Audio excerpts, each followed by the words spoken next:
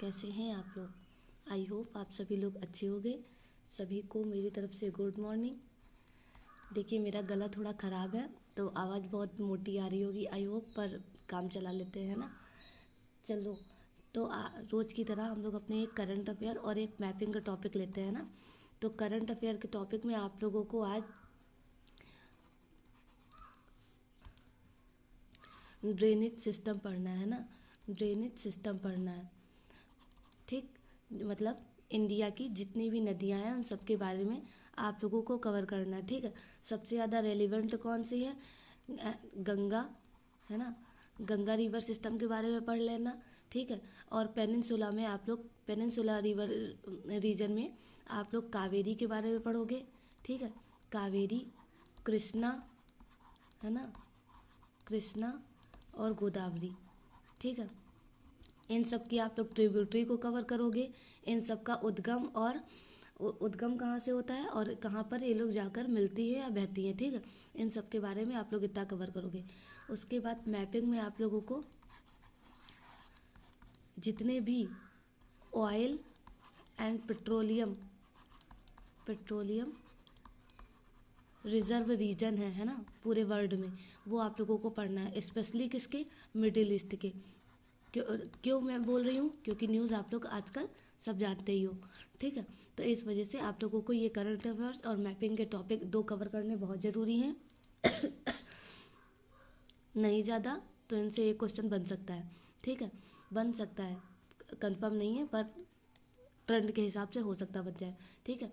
और पढ़ने में कोई बुराई नहीं है। तो चलिए तो चलिए आज के सेशन को शुरू करते हैं, ठीक है। मैंने आप लोगों को पिछले एंशियंट हिस्ट्री के सेशन में आप लोगों को कहाँ तक पढ़ाया था?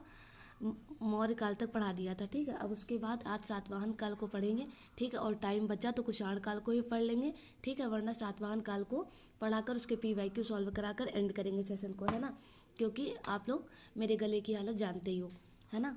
तो चलिए अब शुरू करते हैं। देखो सातवाहन काल का टाइम पीरियड जो है वो 600 ईस्वी पूर्व से 225 ईस्वी पूर्व का है, ठीक है। इसमें क्या हुआ कि मौर्य साम्राज्य के पतन के बाद इसने स्वतंत्र राज्य की स्थापना की। किसने? सातवाहन काल के लोगों ने, ठीक है। इनके बारे में क्या कहा जाता है कि एंड्रास के नाम से भी इन्हें जाना जाता है। सातवाहन लिखे या फिर एंड्रास लिखे, बात वही हो जाती है, ठीक है। उसके बाद अब ऐतिहासिक स्रोत और पुराण एवं शिलालेख की बात करें सातवाहन काल की, तो नासिक और नानागढ़ इम्पॉर्टेंट है और याद रखना। नासिक और नानागढ़ के ऐतिहासिक स्रोत और पुराण एवं शिलालेख इनके हैं, है ना। उसके बाद अगर ताम्रपर्णी साम्राज्य की बात करें, ठीक है, तो सिमुक जो है वो 2 ईस्वी पूर्व सिमुक को इनके संस्थापक माना जाता है, ठीक है। उसके बाद कृष्ण श्री सतकर्णी, ये क्या है? 70 से 60 ईस्वी पूर्व, ये पश्चिम में नासिक तक के राज्य का विस्तार इन्होंने किया था। कौन? कृष्ण श्री सातकर्णी। उसके बाद पश्चिम में मालवा और बरार पर विजय प्राप्त की थी इन्होंने। किसने? कृष्ण श्री सातकर्णी ने, ठीक है। उसके बाद इन्होंने अश्वमेध यज्ञ भी करवाए थे, ठीक है। तो एक बार फिर से याद करने की कोशिश करो। क्या है कि पहले मौर्य साम्राज्य के पतन के बाद सातवाहन काल आया जो कि 60 से 225 ईस्वी पूर्व था, ठीक है। एंड्रास नाम से भी इसको जानते हैं, ठीक है। इनके शिलालेख नानागढ़ और नासिक है, ठीक है। और इनके संस्थापक कौन है? सिमुक है जो कि 2 ईस्वी पूर्व है। और उसके बाद कृष्ण श्री सातकर्णी जो कि 70 से 60 ईस्वी पूर्व के बीच में इन्होंने क्या किया कि पश्चिम में नासिक तक के राज्य का विस्तार किया, और फिर मालवा और बरार पर विजय प्राप्त की और अश्वमेध यज्ञ भी इन्होंने करवाए थे, ठीक है। उसके बाद हाल ही में क्या हुआ कि 17वें राज 5 वर्षों तक शासन किया, ठीक है। और गाथा सप्तमी नामक ग्रंथ की रचना इन्होंने की थी। गाथा सप्तमी नामक ग्रंथ की रचना किसने की थी? श्री कृष्ण सातकर्णी ने, ठीक है। 17वें राजा ये थे और 5 वर्षों तक इनका शासनकाल चला था, ठीक है। उसके बाद अब अगर सबसे पहले राजाओं की बात करें तो संस्थापक तो सिमुख हो गए थे, ठीक है। फिर गौतमी पुत्र सतकर्णी आता है सातवाहन काल का, ठीक है। और इनका टाइम पीरियड का है 106 से 130 ईस्वी पूर्व में इनका टाइम पीरियड है। परिचय इनके बारे में क्या बोला जाता है कि इन्हें सातवाहन वंश का सबसे महान शासक माना जाता है, ठीक है। माना क्या जाता है? थे ही ये, ठीक है।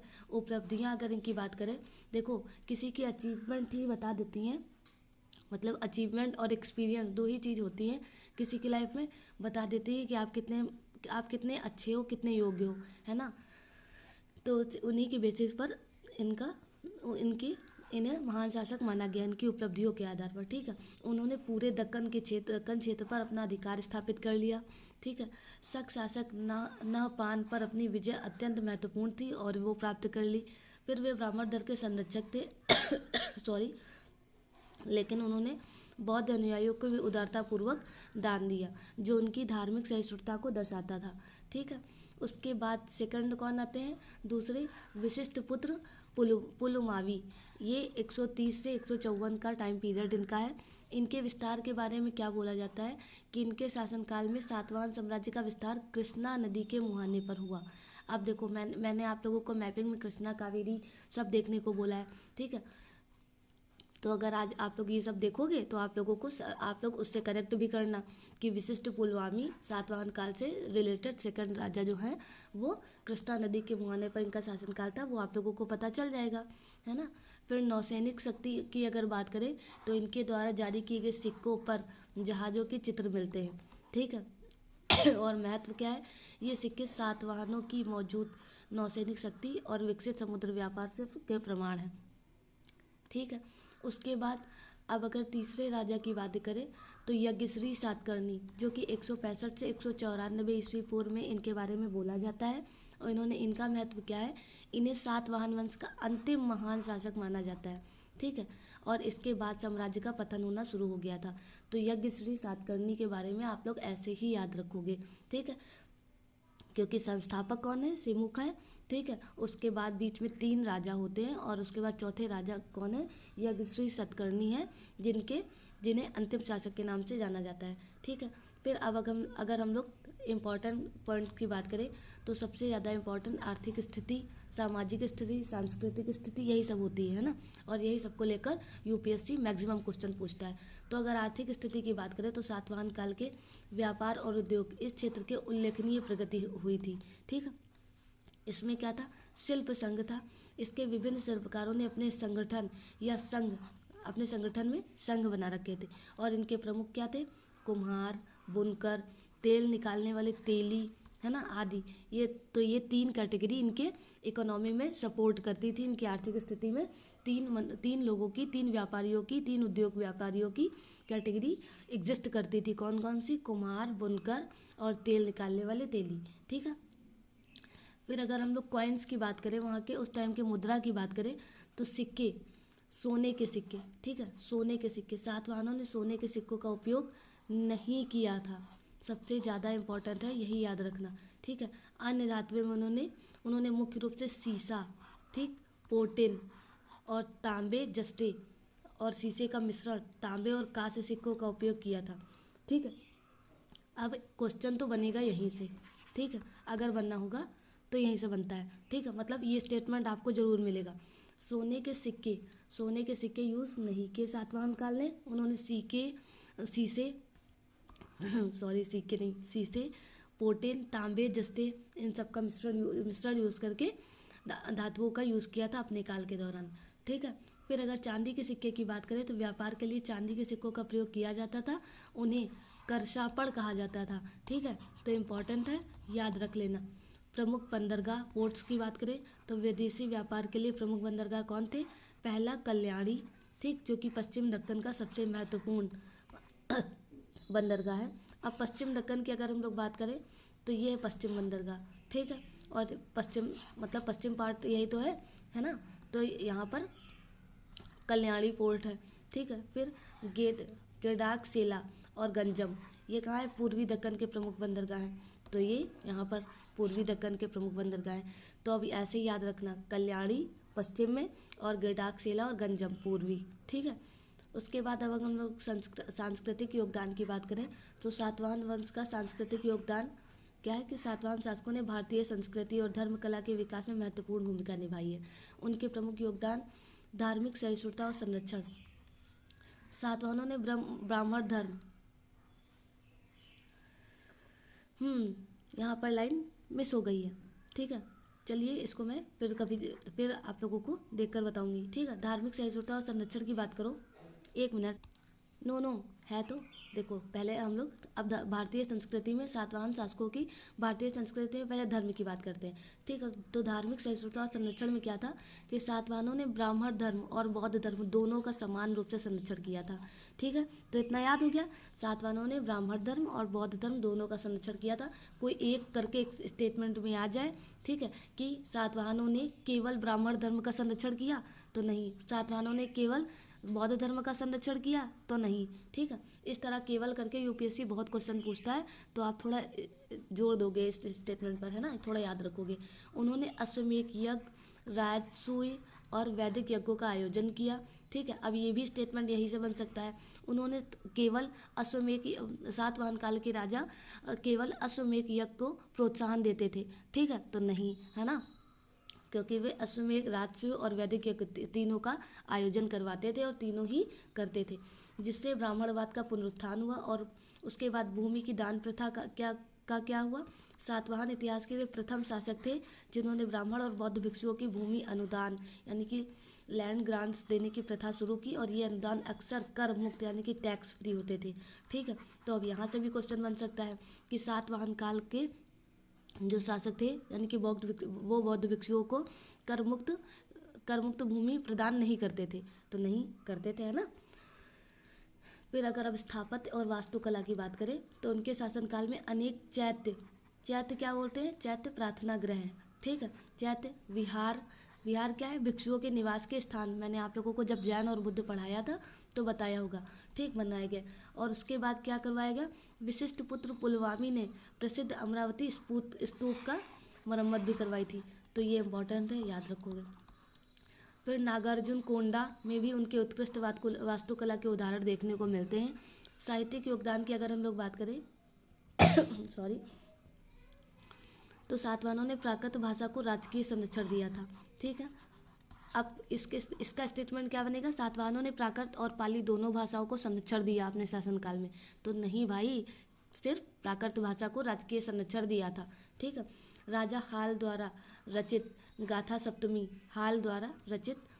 सप्तमी प्राकृत साहित्य का एक अत्यंत प्रभावशाली उत्कृष्ट ग्रंथ माना जाता है, तो ये याद रखो, ऊपर ही मैं आप लोगों को पढ़ा चुकी हूँ, ठीक है।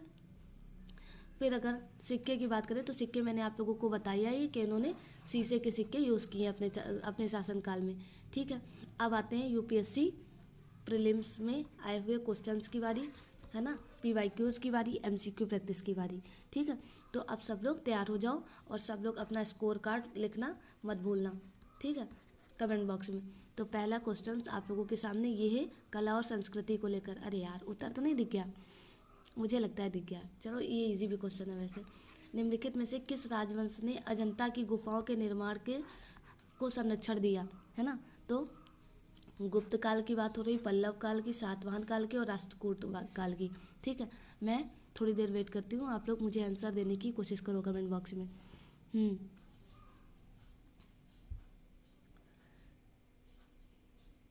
तो इसका आंसर क्या है, सातवाहन काल। सभी ने, मुझे तो लगता है कुछ लोगों ने देख भी लिया होगा शायद, है ना।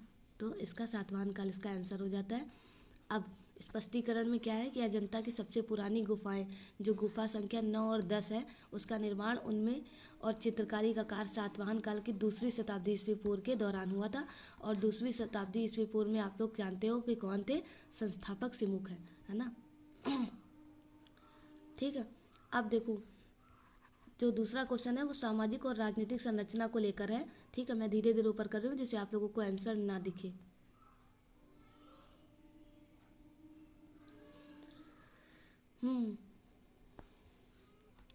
देखो, इसके ऑप्शन नहीं है पर क्वेश्चन देख लो। सातवाहन शासकों के संदर्भ में निम्नलिखित कथनों पर विचार कीजिए। स्टेटमेंट 1 क्या है, वे प्राकृत भाषा के पोषक यानी कि वे सिर्फ प्राकृत भाषा को अपनाते थे, ठीक है, ये पहला स्टेटमेंट है।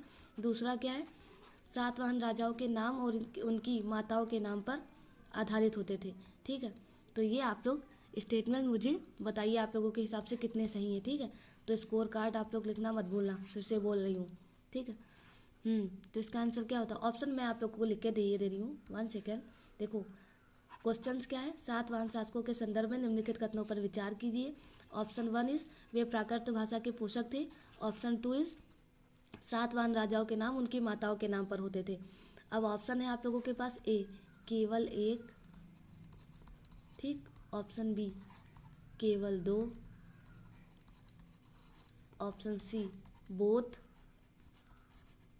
And option D neither one and two. ठीक, चलो बताओ। तो इसका answer option C is correct, क्योंकि वे प्राकृत भाषा का यूज़ करते थे, पहले ही मैंने आप लोगों को ऊपर ही बताया। और सातवाहन राजाओं के नाम जो है उनकी माताओं के नाम पर होते थे। ये आप लोग स्टेटमेंट के आधार पर एक इन्फॉर्मेशन अपने नोट्स में और ऐड कर लेना, ठीक है, क्योंकि ये मैंने आप लोगों को ऊपर नहीं पढ़ाया था। ठीक है, चलिए अब और क्वेश्चन देखते हैं। ठीक है, तो स्पष्टीकरण में क्या है कि भाषा जो है वो सातवाहन की आधिकारिक भाषा प्राकृत थी, है ना, और उनके शिलालेख जो है वो ब्राह्मणी लिपि में मिले हैं। ठीक है, फिर राजा हाल ने प्राकृत भाषा में गाथा सप्तशती लिखी है। ठीक है, और उसके बाद मात्र नाम जो है वो राजाओं के नाम उनकी माता के नाम से जुड़ा होता था, जैसे गौतमी पुत्र सतकर्णी। ठीक है, हालांकि सिंहासन पर उत्तराधिकारी जो था वो पितृसत्तात्मक यानी कि पैट्रियार्कल ही रहता था। ठीक है, अब ये क्वेश्चन स्थापत्य कला के बारे में है। निम्नलिखित में से कौन सा प्रसिद्ध चैत्य सातवाहनों द्वारा निर्मित करवाया गया था? सांची, कार्ले, सारनाथ और कोणार्क। ठीक है, तो इसका आंसर आप लोग कमेंट बॉक्स में मुझे दे सकते हो। तो ये मैंने आप लोगों को ऊपर बताया था और पढ़ाया था। क्या है इसका answer? Karle is right answer. Okay, चलिए अब नेक्स्ट क्वेश्चन है, एक मिनट।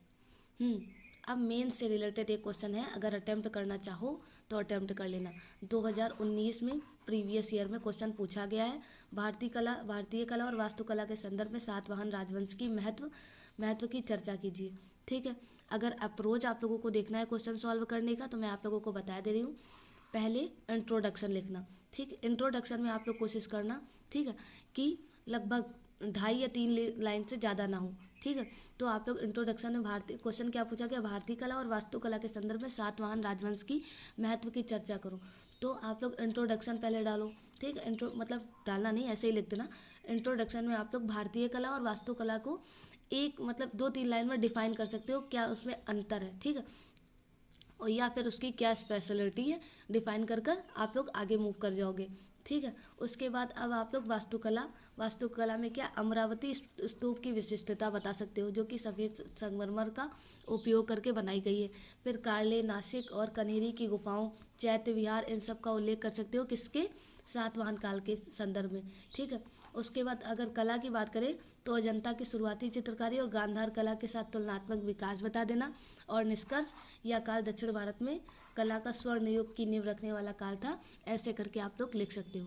ठीक है, अगर आप लोग लिख पाना तो लिख पाना, वरना कल मुझे कमेंट बॉक्स में बताना, मैं आप लोगों को मेंस आंसर राइटिंग भी एक करके दिखाऊंगी। वैसे मेरा फोकस अभी प्रीलिम्स पर है, ठीक है, पर कोई नहीं, एक बता ही देते हैं। ठीक है, तो मैं कल आप लोगों को अच्छे से बता सकती हूँ। ठीक है, अब सातवाहन काल के मुख्य तथ्य देख लो एक बार। संस्थापक से मुक्त मैं बता के आई हूँ। राजधानियाँ, प्रतिष्ठान और पैठन और अमरावती।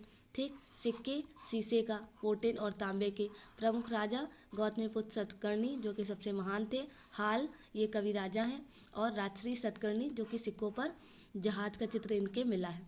ठीक है, तो ये हो गया क्विक रिवीजन। ठीक है, अब आप लोगों को आई होप कोई भी क्यूरीज नहीं रही होगी सेशन से रिलेटेड। अगर आप लोगों को आज हम लोगों ने कम समय में एक पूरा ख़त्म कर लिया। ठीक है, अब मेरा गला कल सही हो जाता है तो कल आगे का और पढ़ाऊँगी। ठीक है, तो आज के लिए have a nice day, bye bye. अगर आप लोगों को ये चैनल और आप लोगों को थोड़ी सी भी इससे आप लोगों को लाभ पहुंचा हो तो चैनल को सब्सक्राइब कर लेना। नए बच्चे तो बिल्कुल भी, ठीक है, क्योंकि आने वाले दिनों में आप लोगों को इस चैनल से बहुत ज़्यादा लाभ होने वाला है। ठीक है, और हाँ, जितने लोग देख रहे हो वो लाइक और शेयर करना मत भूलना। ठीक है, क्योंकि मेरी छोटी सी यूट्यूब फैमिली को बड़ी भी तो करना है। Bye bye.